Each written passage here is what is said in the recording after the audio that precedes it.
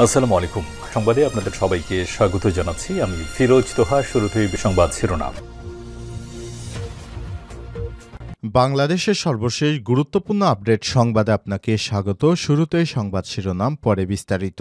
শুরুতেই জানাব, জার্মানির সঙ্গে বাংলাদেশের নতুন বাণিজ্যিক দ্বার উন্মোচিত হবে বলেন প্রেস সচিব। সুইজারল্যান্ড সফরে জার্মান চ্যান্সেলর অলফ শলৎসের সঙ্গে বৈঠক করেছেন প্রধান উপদেষ্টা অধ্যাপক ড মোহাম্মদ ইউনূস। এর মধ্য দিয়ে ইউরোপের দেশটির সঙ্গে বাংলাদেশের নতুন বাণিজ্যিক দ্বার উন্মোচিত হবে বলে জানিয়েছেন প্রধান উপদেষ্টার প্রেস সচিব শফিকুল আলম। এরপর জানাবো, জুন মাসের মধ্যে ভোটার তালিকা হালনাগাদ করা হবে বললেন কমিশনার সানাউল্লাহ। নির্বাচন কমিশনার ব্রিগেডিয়ার জেনারেল অবসরপ্রাপ্ত আবুল ফজল মোহাম্মদ সানাউল্লাহ বলেছেন, জুন মাসের মধ্যে ভোটার তালিকা হালনাগাদ করা হবে। আগামী বছরের 1 জানুয়ারি থেকে নতুন ভোটাররা তালিকাভুক্ত হবেন, তবে এর মাঝে কোনো আইন দ্বারা তাদের তালিকাভুক্ত করা হতে পারে। এদিকে চিকিৎসার জন্য ভারতের বিকল্প হতে পারে চীন, বললেন পররাষ্ট্র উপদেষ্টা। ভারত ভিসা বন্ধ রাখায় চীন এবং বাংলাদেশিদের জন্য দেশটির বিকল্প হতে পারে বলে জানিয়েছে পররাষ্ট্র উপদেষ্টা মোহাম্মদ তৌহিদ হোসেন। রোববার 26 জানুয়ারি চীন সফর শেষে পররাষ্ট্র মন্ত্রণালয়ের এক ব্রিফিংয়ে এমনটা জানান তিনি। জানাবো, 6 মাসে $2 বিলিয়ন ঋণ পরিশোধ। চলতি অর্থবছরে 6 মাসে প্রায় $2 বিলিয়ন ঋণ পরিশোধ করতে হয়েছে বাংলাদেশকে। প্রবাসী আয় ও রপ্তানি আয় বাড়লেও বৈদেশিক মুদ্রা ব্যয় হচ্ছে ঋণের দায় মেটাতেই। এদিকে 7 ঘণ্টায়ও এসকে সুরের লকার খুলতে পারেনি দুদক। 7 ঘণ্টা পার হয়ে গেল বাংলাদেশ ব্যাংকের সাবেক ডেপুটি গভর্নর শীতাংশু কুমার সুর চৌধুরী এসকে সুরের গোপন লকার খুলতে পারেনি দুর্নীতি দমন কমিশন দুদক। তার লকার খোলা নিয়ে চলছে নানা নাটকীয়তা। সকাল 10:50 এসকে সুরের লকার খুলতে দুদকের 7 সদস্যের একটি টিম আসেন। কেন্দ্রীয় ব্যাংকে সবকিছু আনুষ্ঠানিকতা শেষ হলেও 6:30 পর্যন্ত লকার খোলা সম্ভব হয়নি। এ বিষয়ে জানতে লকারের দায়িত্বে থাকা কেন্দ্রীয় ব্যাংকের নির্বাহী পরিচালক মোহাম্মদ আমজাদ হোসাইন খানকে ফোন করা হলে তিনি রিসিভ করেননি। এবং সর্বশেষ জানাবো, রোহিঙ্গা সহায়তা অব্যাহত, ট্রাম্পকে ধন্যবাদ ড ইউনূসের।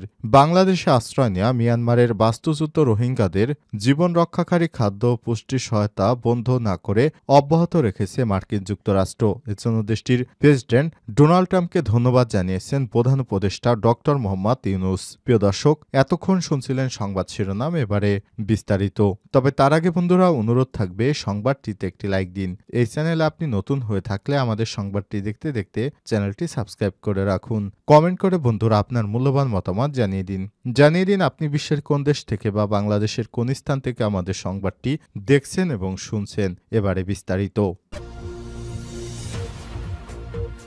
জার্মানির সঙ্গে বাংলাদেশের নতুন বাণিজ্যিক দ্বার উন্মোচিত হচ্ছে, প্রেস সচিব। সুইজারল্যান্ড সফরে জার্মান চ্যান্সেলর ওলাফ শলৎসের সঙ্গে বৈঠক করেছেন প্রধান উপদেষ্টা অধ্যাপক ড মোহাম্মদ ইউনূস। এর মধ্য দিয়ে ইউরোপের দেশটির সঙ্গে বাংলাদেশের নতুন বাণিজ্যিক দ্বার উন্মোচিত হবে বলে জানিয়েছেন প্রধান উপদেষ্টার প্রেস সচিব শফিকুল আলম। প্রধান উপদেষ্টার সুইজারল্যান্ড সফর নিয়ে রোববার 26 জানুয়ারি বিকেলে রাজধানীর ফরেন সার্ভিস একাডেমি মিলনায়তনে এক ব্রিফিংয়ে এমনটা জানান তিনি। প্রেস সচিব শফিকুল আলম বলেছেন, দাভোসে বিশ্ব অর্থনৈতিক ফোরামের বার্ষিক সভায় প্রধান উপদেষ্টার অংশগ্রহণ বাংলাদেশের জন্য খুবই গুরুত্বপূর্ণ ছিল। এটি একটি ঐতিহাসিক সফর ছিল। সবাই কমপক্ষে 47টি অনুষ্ঠানে যোগ দিয়েছেন প্রধান উপদেষ্টা। তিনি বলেছেন, প্রধান উপদেষ্টা সুইজারল্যান্ড সফর বড় একটি অর্জন। সুইজারল্যান্ডের দাভোসে প্রথমেই জার্মান চ্যান্সেলর ওলাফ শলৎসের সঙ্গে প্রধান উপদেষ্টা বৈঠক হয়েছে।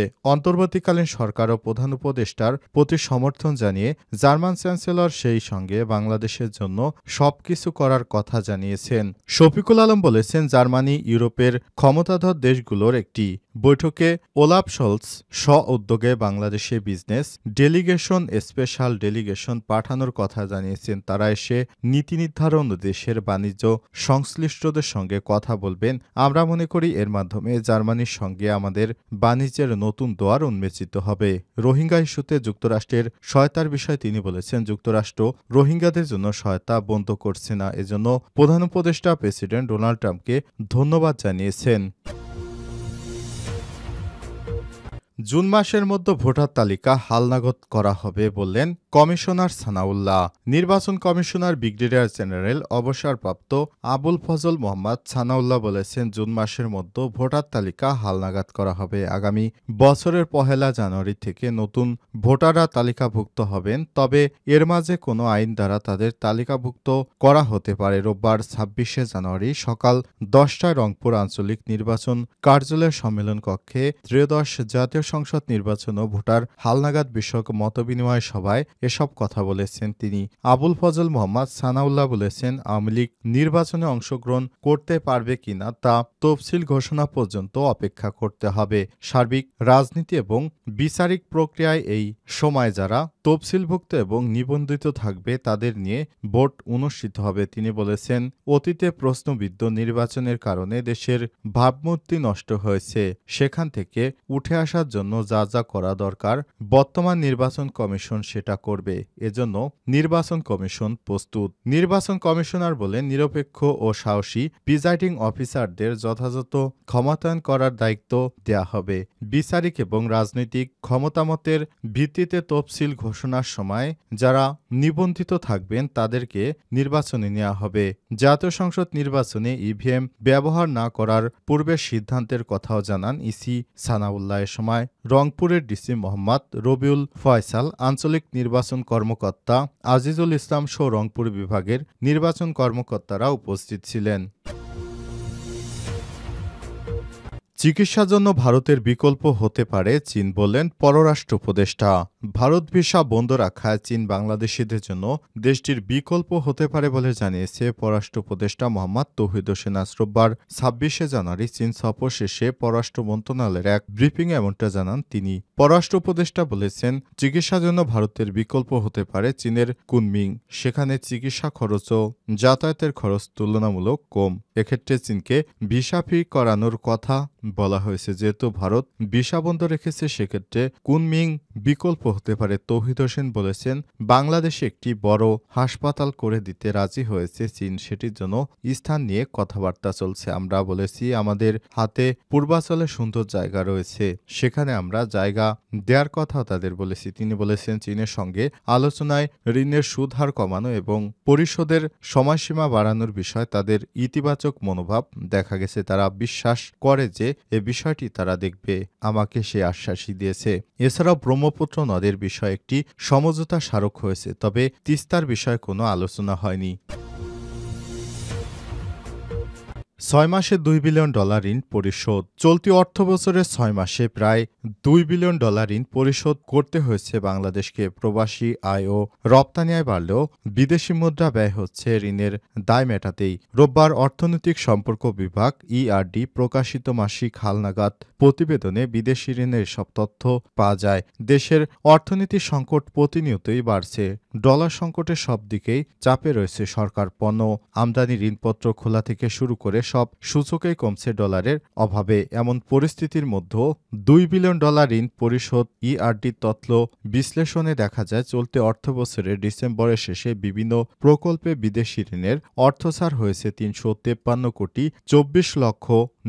অথচ আগের বছরে একই সময়ে এই অর্থছাড় হয়েছে $406 কোটি 38 লক্ষ।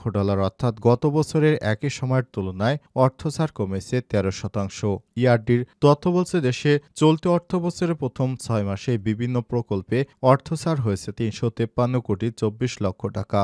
আর একই সময় বিভিন্ন প্রকল্পের আগে নেওয়া ঋণ পরিশোধ হয়েছে $198 কোটি 17 লক্ষ।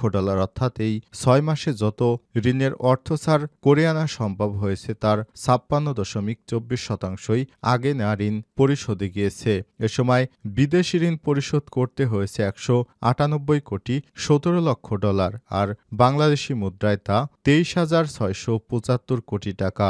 এরই মধ্যে শুধু সুদ বাবদই পরিশোধ হয়েছে $74 কোটি 75 লাখ। বাংলাদেশি মুদ্রায় তা 8,938 কোটি টাকা। বাংলাদেশ অর্থনৈতিক সংকট গত 2 বছরের বেশি সময় ধরে চলছে। এর মধ্যে রিজার্ভ সংকট সবচেয়ে বেশি। রিজার্ভ সংকটের কারণে বিভিন্ন নিত্য প্রয়োজনীয় পণ্য আমদানি ও মূলধনী যন্ত্রপাতি আমদানি কমে গেছে। এর প্রভাব পড়েছে উৎপাদন খাতেও। তবে গত 6 মাসে দেশের রপ্তানি আয় ও প্রবাসী আয় উল্লেখযোগ্য হারে বেড়ে গিয়েছে। তবে বিদেশি মুদ্রা প্রবাহ বেশি থাকলেও তার অধিকাংশই চলে যায় এশিয়ান ক্লিয়ারিং ইউনিট আকুর বিল পরিশোধ প্রকল্প নেয়া বিদেশি ঋণ পরিশোধের মাধ্যমে।